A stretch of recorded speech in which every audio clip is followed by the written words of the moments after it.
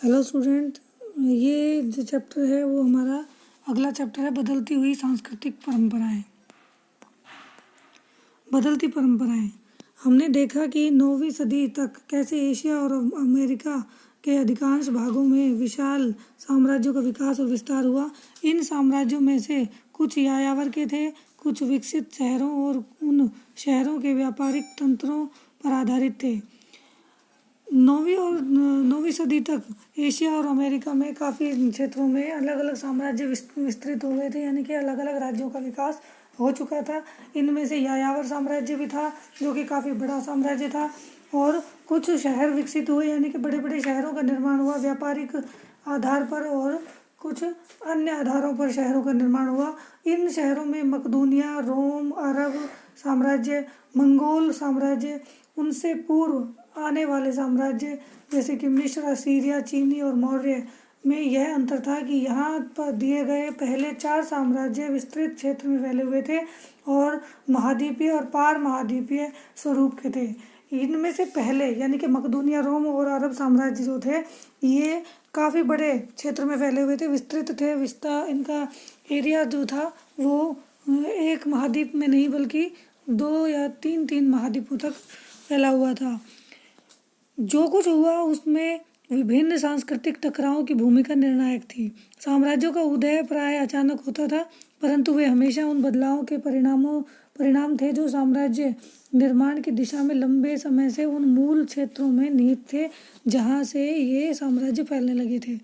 मतलब कि सांस्कृतिक टकरावों की भूमिका निर्णायक थी, यानी कि जो ये एक संस्कृति के लोग जो दूसरी संस्कृति के लोगों से टकराए, तो उनमें जो विजयी हुआ उसका साम्राज्य विस्तृत हुआ, उसने अपने एरिया को बढ़ाने की कोशिश की। यानी कि इनमें आपस में जो सांस्कृतिक टकराव थे उनके कारण एक बड़े साम्राज्य का निर्माण होता चला गया। साम्राज्य का उदय जो था वो अचानक होता था, परंतु वे हमेशा बदलावों के परिणाम थे। यानी कि कोई भी सांस्कृतिक समुदाय जो था वो अपनी ताकत को बढ़ाकर साम्राज्य का निर्माण अचानक से कर सकता था, लेकिन उसमें समय समय पर बदलाव होते रहते थे। साम्राज्य निर्माण की दिशा में लंबे समय से उन मूल क्षेत्रों में निहित थे जहाँ ये साम्राज्य फैलने लगे। यानी कि साम्राज्य निर्माण जो था उसका उस क्षेत्र की संस्कृति का या उसके लोगों का उस पर काफ़ी हद तक असर पड़ता था। विश्व इतिहास में परंपराएं विभिन्न तरीके से बदल सकती हैं। ये परंपराएं किस तरह से बदली वो यहाँ पर हम डिस्कस करेंगे। पश्चिमी यूरोप में 9वीं से 17वीं सदी के मध्य ऐसा बहुत कुछ धीरे धीरे विकसित हुआ जिसे हम आधुनिक समय के साथ जोड़कर देखते हैं। यानी कि पश्चिमी यूरोप में जो यूरोप का पश्चिमी क्षेत्र था उसमें 9वीं से 17वीं शताब्दी तक काफ़ी कुछ बदलाव आए, और इसको हम आधुनिक समय से जोड़कर देखते हैं। यानी कि इस समय को हम आधुनिक समय का नाम देते हैं। इन कारकों में धार्मिक विश्वासों पर आधारित होने की अपेक्षा प्रयोगों पर आधारित वैज्ञानिक ज्ञान का विकास, लोक सेवाओं के निर्माण, संसद और विभिन्न कानूनी धाराओं के सृजन पर ध्यान देते हुए सरकार के संगठन पर गहन विचार और उद्योग के व कृषि में आने वाली तकनीक में सुधार शामिल हैं। इन परिवर्तनों के परिणाम यूरोप के बाहर भी पुरजोर तरीके से महसूस किए गए। हम जो इतिहास में पढ़ चुके हैं कि पहले केवल सीमित क्षेत्र तक इन बदलावों का असर पड़ता था, लेकिन ये समय जो था वो एक बदला हुआ समय था। यहाँ पर जो पश्चिमी यूरोप में जो बदलाव हुए उनका असर न केवल यूरोप में पड़ा बल्कि उसके बाहर के क्षेत्रों पर भी पड़ा, और इसमें जो बदलाव थे वो काफ़ी हद तक किस क्षेत्र में बदलाव हुए, धार्मिक विश्वासों में। यानी कि जहाँ ज्ञान विज्ञान का विकास हुआ तो धीरे धीरे लोगों के धार्मिक विश्वासों में बदलाव आया, यानी कि जो अंधविश्वास थे वो ख़त्म होने लगे, और हर व्यक्ति जो भी लोग थे, जागरूक लोग जो थे, वो लॉजिक पर आधारित जो थे उन बातों को स्वीकार करने लगे। केवल अंधविश्वास को मानने से उन्होंने इनकार कर दिया, और कहीं कुछ हद तक चर्च की जो पावर थी वो कम होने लगी। लोक सेवाओं के निर्माण यानी कि राजाओं की शक्ति में विकास हुआ, संसद का विकास हुआ, राजाओं की शक्ति को भी सीमित कर दिया गया संसद के द्वारा, और काफ़ी और जो चीज़ें बदली वो काफ़ी हद तक उनमें परिवर्तन देखा गया। ये परिवर्तन जो था कृषि यानी कि खेती बाड़ी के जो परंपरागत तरीके थे उनमें भी बदलाव आया, और ये जो परिवर्तन थे इनका परिणाम जो है दूसरे क्षेत्रों पर भी महसूस किया गया। जैसा कि हमने देखा कि 5वीं सदी में पश्चिम में रोमन साम्राज्य विघटित हो गया था, और पश्चिमी और मध्य यूरोप में रोमन साम्राज्य के अवशेषों ने धीरे धीरे अपने को उन कबीलों की प्रशासनिक आवश्यकताओं और अपेक्षाओं के अनुसार ढाल लिया।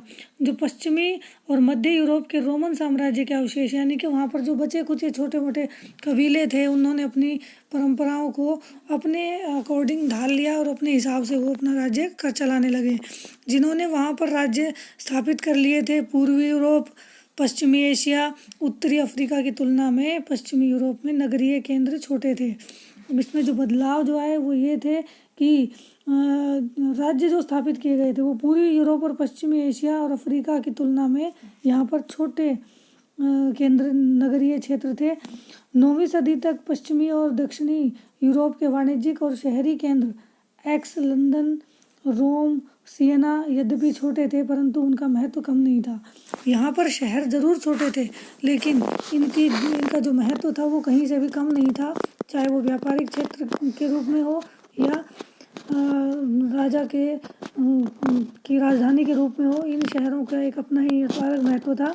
9वीं से 11वीं सदी के मध्य पश्चिमी यूरोप के ग्रामीण क्षेत्रों में कई महत्वपूर्ण परिवर्तन हुए, यानी कि जो 9वीं से 11वीं सदी थी शताब्दी के बीच में पश्चिमी यूरोप के ग्रामीण क्षेत्रों में भी काफ़ी परिवर्तन हुए। ग्रामीण क्षेत्रों में क्या परिवर्तन हुए? चर्च और शाही शासन ने वहाँ के कबीलों के प्रचलित नियमों और रोमन संस्थाओं के सामंजस्य स्थापित करने में मदद की। यानी कि वहाँ पर रहने वाले जो ट्राइबल कबीले के लोग थे उन्होंने रोमन परंपराओं को और उनके नियम कानूनों में सामंजस्य स्थापित करके उन्हें अपने साम्राज्य में मिलाने की पूरी कोशिश की। इसका सबसे अच्छा उदाहरण पश्चिमी और मध्य यूरोप में 9वीं सदी के प्रारंभ में शार्लमन का साम्राज्य था।